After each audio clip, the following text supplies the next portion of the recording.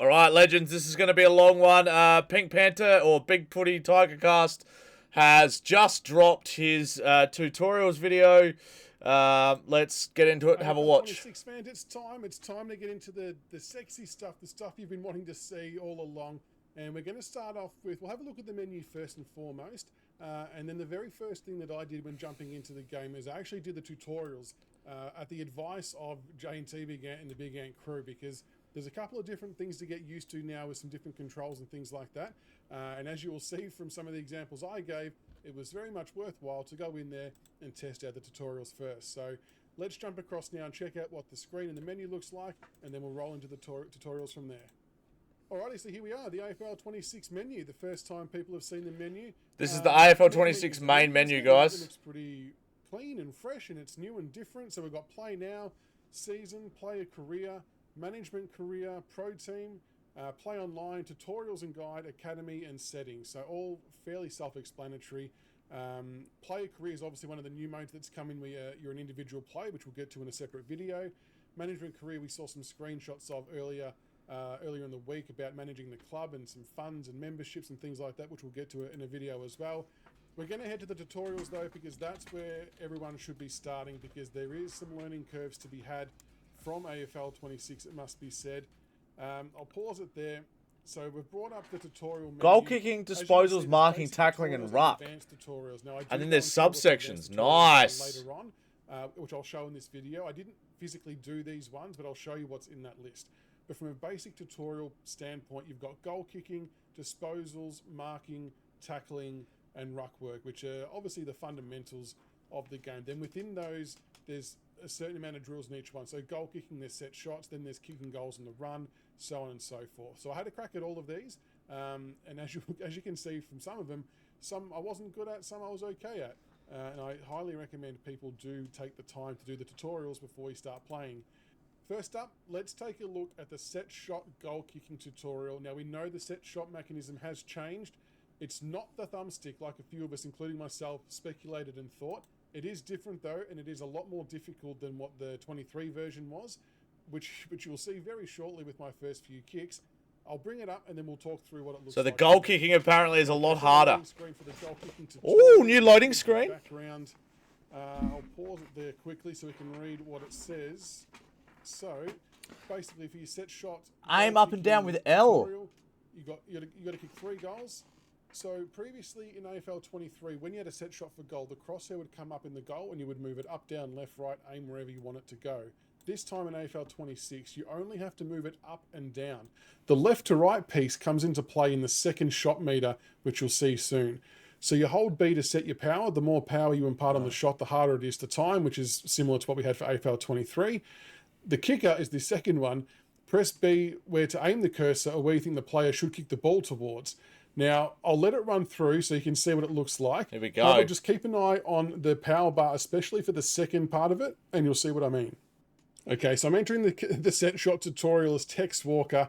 So you can see you got your first power bar there, which I powered right up. Now that bar, I'll stop it again after, but you can have a look at how this kick goes. This second bar, bearing in mind, I'm at the top of the goal square here with a key forward, and I've absolutely smashed that out in the full, much to J&T Big Ant's amusement. So you can see there that the goals that are on there are actually what dictate the left to right side of things of where you want to kick it. So I actually nailed that shot, thankfully. Okay, so I've managed to pause it on one of the set shots. So you can see this is the second bar graph that we've got when it comes to kicking the set shot. You've got the goals that are on that bar. Now the goals look a lot straighter and a lot more wider because I used less power. So the more power that you use, the sharper that angle's going to go. And I'll show you the first one in a second to give you the comparison because I try to kick the cover off it. But within this goal, these goals, that's where you've got to select where you're aiming to kick the ball. So if they're a natural right footer and they've got that right to left and there's wind, then you've got to try and aim to the right of the goalpost, obviously like we would usually do in 23, and mirror it for the left-hand side. But what dictates how easy it is to land the ball inside that goal line is the power that you use for the shot and also the goal kicking stats for your player. So you'll see when I play a game afterwards that I had a shot for goal with Seth Campbell, who's not a bad forward, not as good as Tex Walker in terms of goal. The harder you hit it, the smaller those goals will be. His was really difficult to land that in between. So with this as well, the tutorial, you can see the kicks are getting further and further back. With someone like Tex, though, you probably don't need to use max power, but it's always good to play around with just to see, yeah, what you have to do. So you can see I stopped it in the middle there. Has he's wiping his hand on the backside. Nailed it. And bang, straight through. Bit further back again. Hate the ball trail, but I get it. Worth noting as well, there's no wind or anything like that. For the purpose of the tutorial, they keep it nice and simple so you can just get used to the mechanism. The stadium looks good. There, that goal was quite small. There's no seats. I'll watch this one. I'll see if I know this one. There's no seats. So you can see the power, and then you can see how narrow and how much more of an angle those goalposts are on to try and land it in between. That's what you're working with. And that one, I think I might have done okay here. We'll see how it goes. Oh, see, I've still missed. I landed that in the middle, so I needed to get it closer to the right-hand side. It's pretty punishing. punishing. You can already see the difficulties that I'm not saying I'm a great player, but for picking it up and playing for the first time, you can see the difficulty it's creating in trying to kick these goals from distance. And I finally slot one from distance, and that's with Tex Walker, who's a known goal kicker. So have fun with that. Make sure you do these tutorials, especially for the goal kicking, because it's bloody difficult. The next one we've got is a running shot at goal. Kick 3 goals on the run. Hold B to start it, and then, you just run in. And the kicking on the run is the same as what we had in AFL26, so there's no real change there. It's one of those difficult ones that it's kind of hard to make mass changes to that kind of kicking on the run. There's a lot of active things going on in the game that need to be considered, so that's where that one's still the same as 23. The next tutorial is kicking perform 3 kicks. You can power up your kick and then release it. You're not kicking to anyone or anywhere in particular. You're just kicking the ball, so which is your normal kick button. Again, these tutorials are obviously very basic and straightforward with the kicking and the passing, but good just to do to get a feel for it nonetheless. And you'll obviously tick these ones off pretty quickly. You'll see the Anzac logo on the ground as well, which is kind of cool. Handball for the next one, same button for the handball. So I was just pushing the button to handball it to do it because that's what the tutorial said to do. Again, simplistic, basic, but good to just get an idea of the handball button if you aren't already familiar with it. In terms of that ball tracing, I didn't ask, but I'm assuming that can be turned on and off like it was in the game last year, I would assume.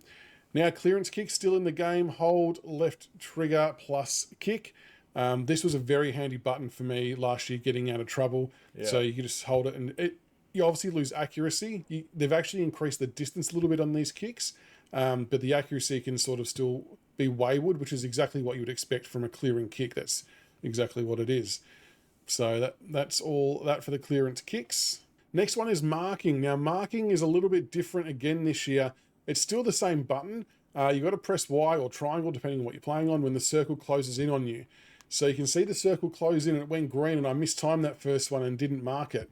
So I've timed the second one a bit better and managed to get the grab. It takes a little bit of getting used to, and obviously a little bit of it comes down to the player stats that you're using as well, which in game. I completely missed all the buttons there and decided to kick a volley mid-air. I'm just, changing the game up a little bit. Why not? Marking looks all right. Even heard a bit of a stand call there. So there you go. Nailed the 3 marks. So it's still very much all about timing and positioning, but just a bit more of a different visual. Perform 3 spoils. Spoiling, same as 23 with the right analog stick. Again, you've got to make sure you time it because, there's obviously the marking, the specking, there's all kinds of stuff. So you can see that spoil actually dropped straight at our feet. It didn't actually clear any distance because it was a bit more of a one-on-one battle, but you can get 3 spoils pretty quickly. But I feel like you're going to have to really work out your balance of marking versus spoiling even more so now because it's a bit trickier again to take those grabs. I'm sure we'll all get used to it. Yep.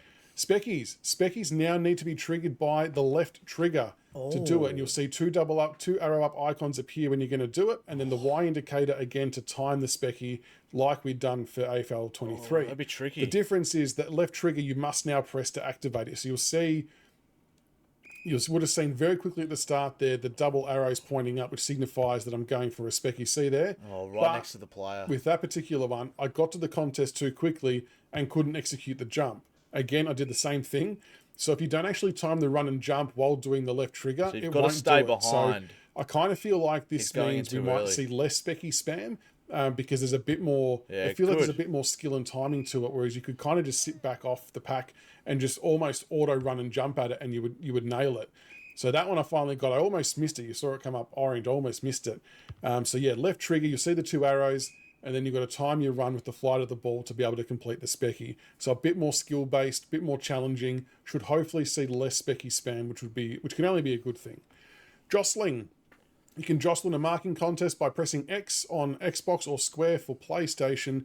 Now, this doesn't always activate. This is mainly dependent on being in a one-on-one contest. So if you push it and it doesn't work, it's not that it's broken. It's just that it's always a little bit circumstantial and works in certain environments better than others.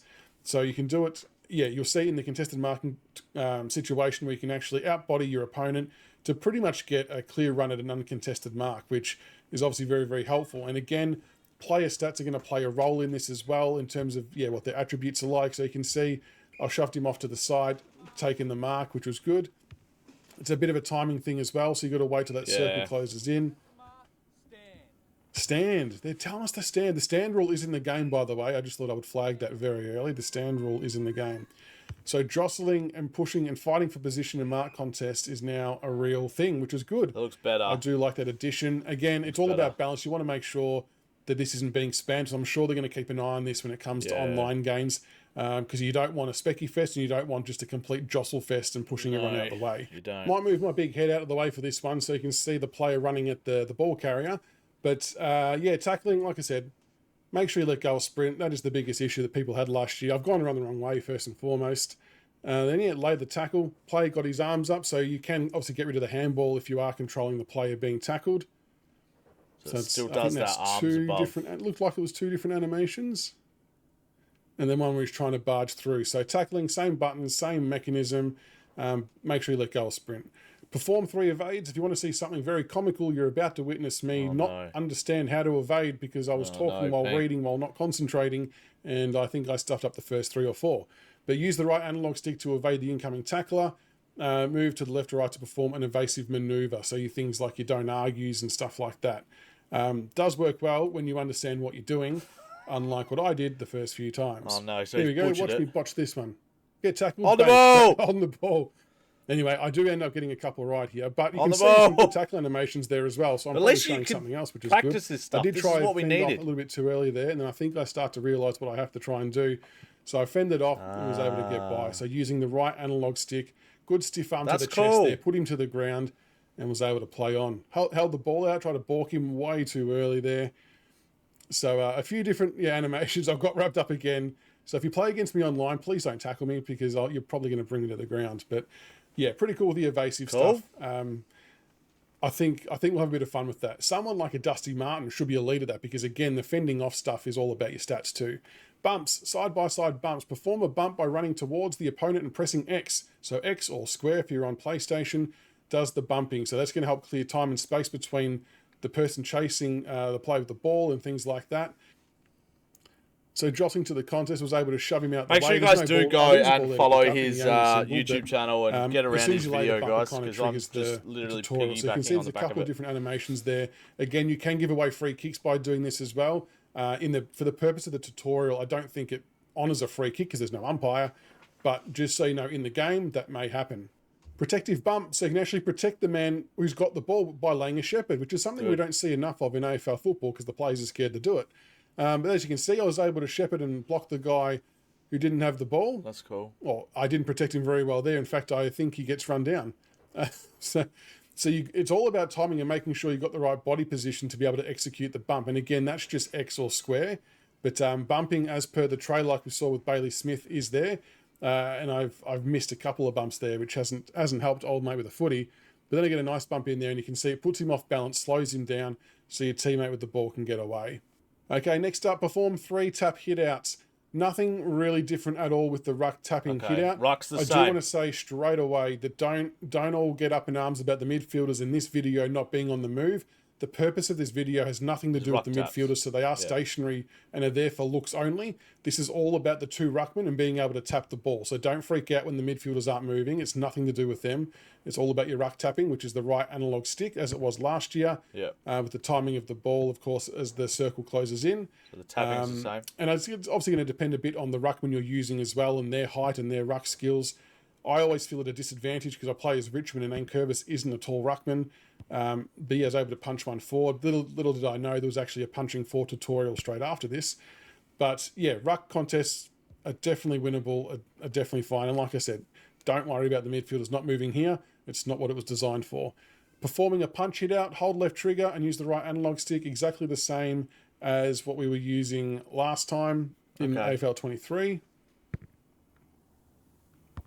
Big punch. Big punch forward there. Yeah. Love to see it.